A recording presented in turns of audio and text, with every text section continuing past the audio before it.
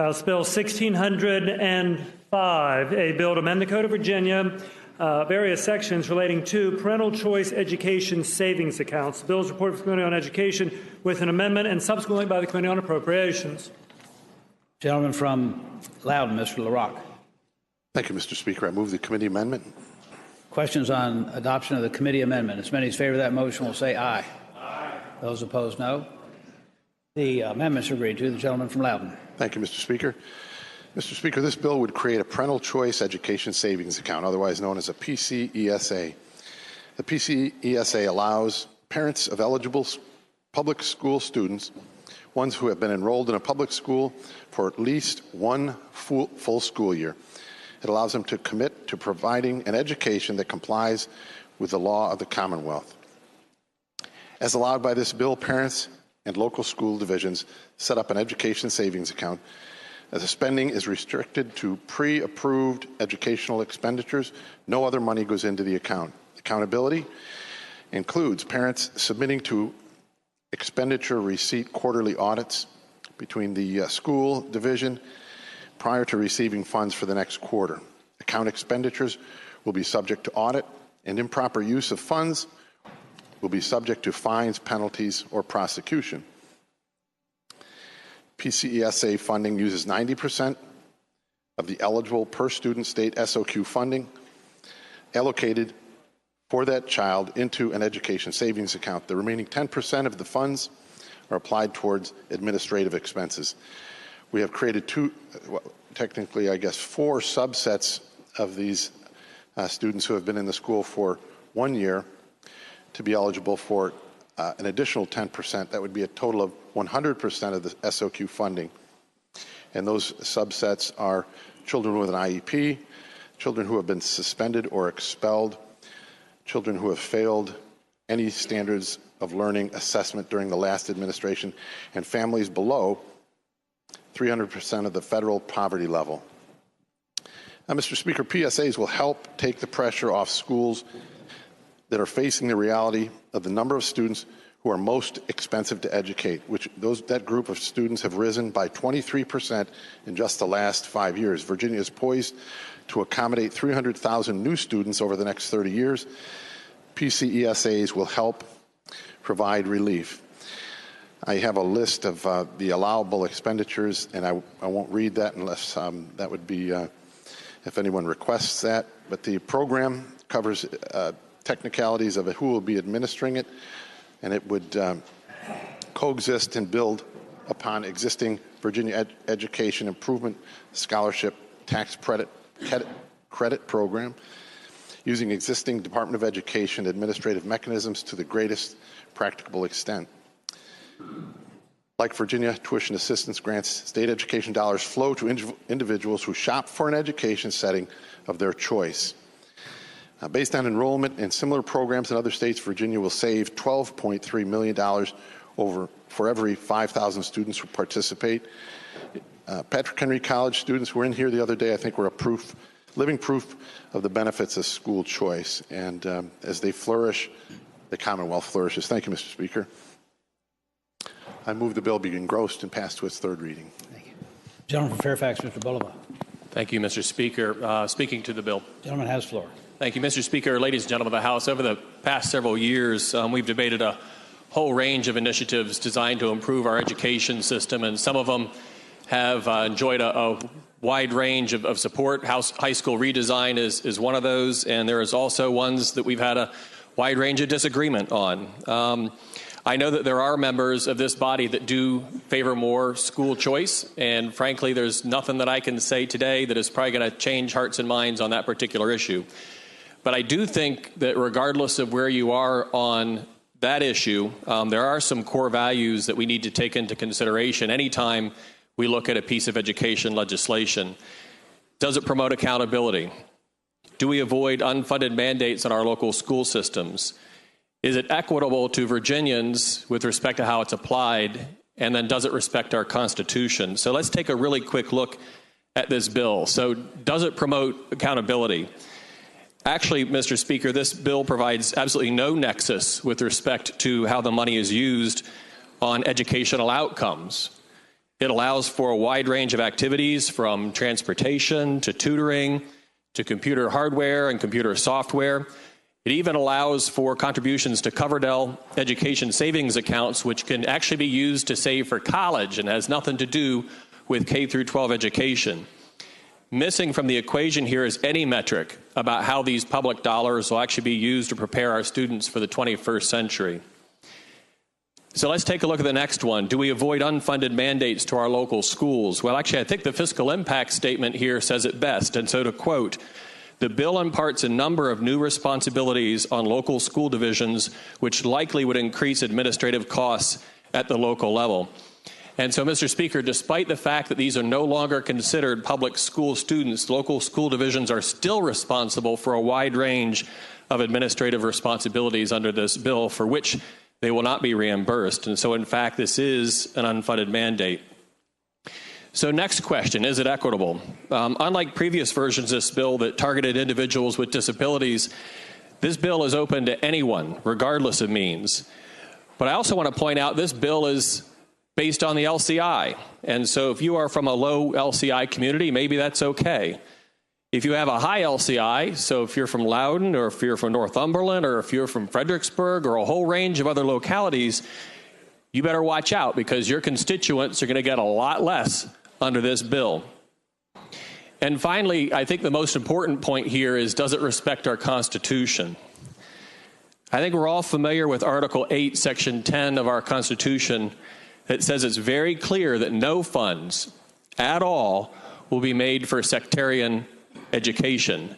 And this was confirmed in a court case in 1955, Allman versus Day, which held that it didn't matter whether this was done directly or it was done indirectly. This bill is very specific that it allows funds to be used for sectarian schools. It's right in the bill. The patron of the bill in committee referenced a Supreme Court decision in Arizona with respect to the constitutionality of this bill. Mr. Speaker, I know Arizona. I visited Arizona over the summer. Mr. Speaker, Arizona is no Virginia. Mr. Speaker, ladies and gentlemen of the House, for all of these reasons, I would urge a no vote on this measure. Thank you very much. Shall the bill be engrossed and passed to its third reading? As many as favor that motion will say aye. Aye. Those opposed, no. No. Bill is engrossed and passed to its third reading. Calendar, House Bill 1605, a bill to amend the Code of Virginia relating to parental choice education savings accounts. The gentleman from Loudoun, Mr. LaRock. Thank you, Mr. Speaker. Mr. Speaker, it's difficult to listen to false claims being made about a bill that I think has really had a lot of work put into it and is ready for prime time. False claim number one I'd like to address is that ESAs lack academic accountability. ESAs have the same level of accountability as the law requires for public, private, and homeschooling. To demand accountability beyond that is clearly a double standard and is unfair. If that false claim of lacking accountability means kids being educated under an ESA program do not take the prescribed number of SOLs, then it's correct. But education ultimately is about achieving results. Let me read some of the statements from parents that I've heard from that prove public schools don't always work for everyone. First statement from a parent says he was treated well, but was never challenged enough because there were all types of disabilities that had to be met, not enough one-on-one time. Next statement, the school she attended did not provide any occupational therapy services. There were also issues with her being teased and ridiculed regarding her disability. Statement number 3, I was extremely dissatisfied. The communication and follow-through with staff was non-existent, and the bullying was out of control. My son was very unhappy. Mr. Speaker, this does not mean that schools are not trying or that they are failing everyone. It only means that in some cases needs are not met. ESA will help close that gap. At the end of the day, the best measure of accountability is results. To that point, studies have shown school choice does result in academic improvement for both students who participate and the schools in the areas where they are allowed to participate.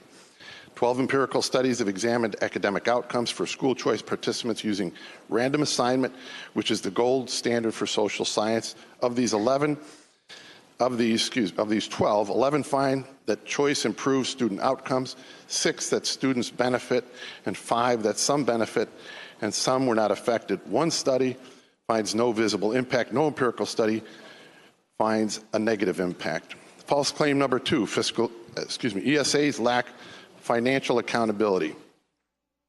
Just like the first false claim, it's the last false claim on constitutionality. If you just read the bill, you'll see provisions for accountability throughout, dealing with parents, requiring them to submit expenditure receipts to the school on a quarterly division on a quarterly basis prior to receiving funds for the next year. Account expenditures will be subject to audit. Improper use of funds will be subject to fines, penalties, and prosecution. It goes on and on. A good portion of the bill is dedicated to accountability.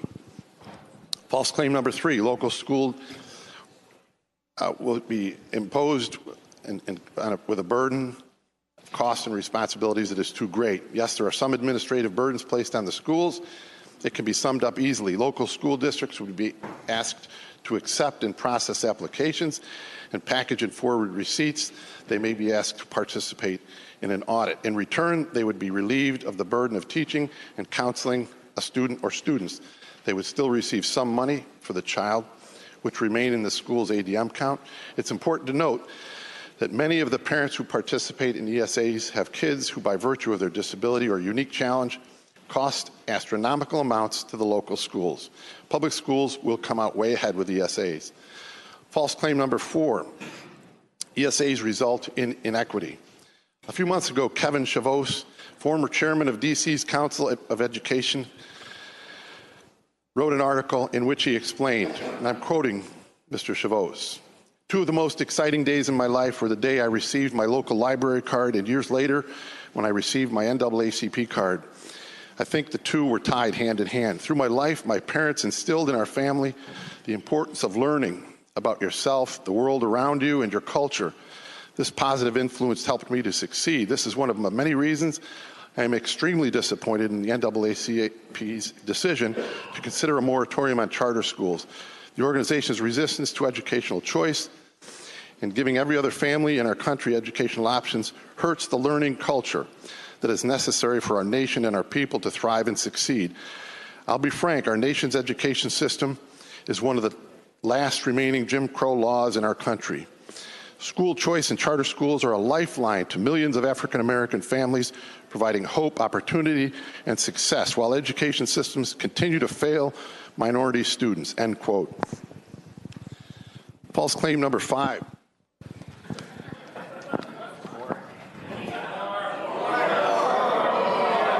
I will edit this, Mr. Speaker. The false claim number 5 is that Article 8 of our Virginia Constitution, Article 8, Section 10, state appropriations prohibited to schools or institutions. Mr. Speaker, I will skip over the page and a half that I've written to prove that absolutely false. And I will point out simply and obviously, parents are not schools, parents are not institutions, and this portion of the Constitution does not apply to them. In closing, these false claims, these ESAs do have financial and academic accountability. They build equity, and they are completely constitutional. Thank you, Mr. Speaker. Shall the bill pass?